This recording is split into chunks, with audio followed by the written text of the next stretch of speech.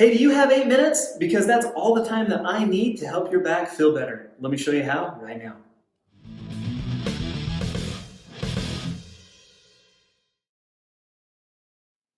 What's up, guys? Hey, Jared Beckstrand here, Doctor of Physical Therapy, ToneAndTighten.com, and this routine are my favorite stretches and core strengthening exercises to hopefully help your low back pain to feel better. The whole thing's only going to take us about 8 minutes, and I'm going to run you through the whole thing. Now, here before we get started, it's just important that I mention not all low back pain is created equally. If any of these cause any pain, I need you to lay off of them, back off of them, or give them up altogether as we get into the next exercise. So that being said, grab some space on your floor and let's get to work. The first thing that we're going to start with, I'm going to hit start on my timer so that we can stay on time here.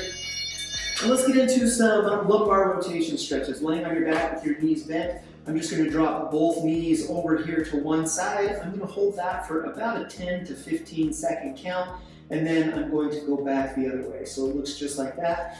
And then back we go the other way. What we should feel here is just a nice comfortable stretch through your lower back and then through that top hip. So as my knees duck over towards the left, you're gonna feel that through the right hip, and then we're gonna come right back this way.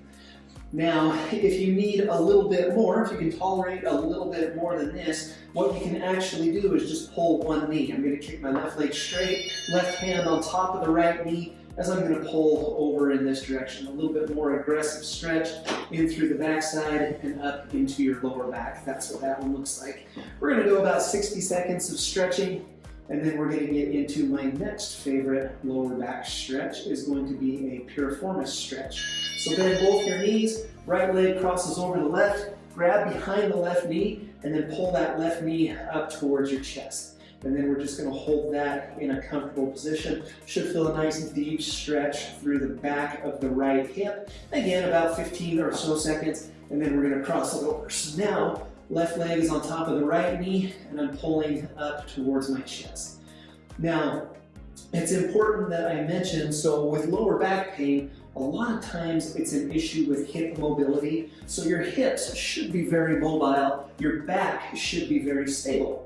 If your hips aren't mobile enough and your back has to kind of pick up that slack and take over and be more mobile, a lot of times that can cause pain in your lower back. And so that's why we want to keep those hips stretched out nice and loose. Our next exercise, our first core strengthening exercise, is going to be a posterior pelvic tilt, an abdominal brace, and you can even add marching to it.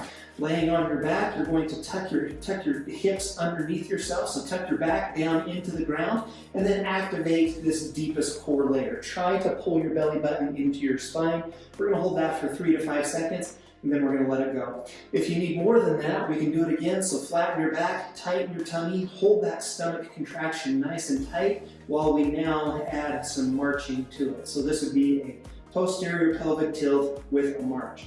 Just as many marches as you can while maintaining your back flat and while maintaining your abdomen or your belly button sucked into your spine. So we want this nice tight abdominal contraction while we're doing that exercise.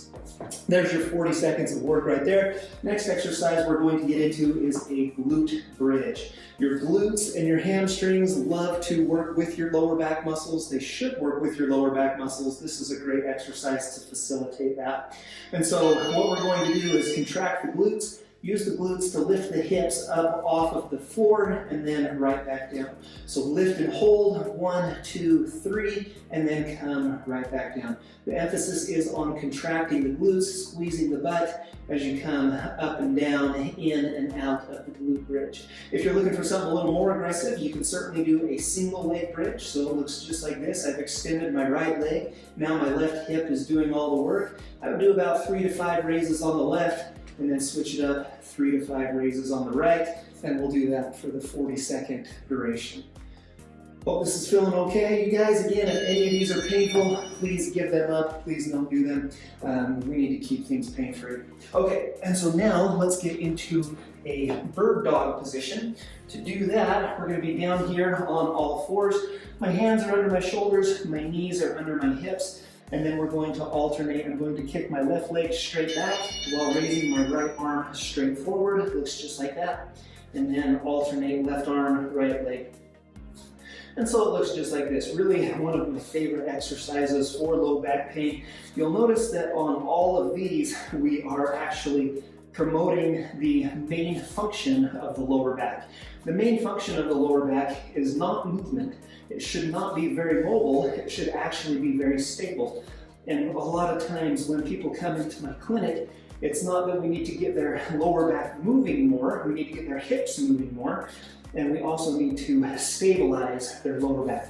So if your core is weak and all of a sudden the stability of that spinal column is jeopardized, that is what we primarily work on in physical therapy.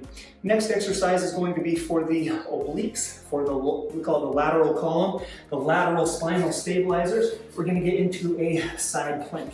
I'm on my right elbow. I'm going to pop up onto the outside of my right foot, and then I'm going to hold this position. I'm going to hold it for at least 20 seconds. You might do that 2 to 3 times. If this is too difficult, what you can do is just bend your bottom leg. And so now I'm on the outside of my right knee and on my right elbow, and then this is where we're going to hold the plank position. I'm going to pop back to that full plank.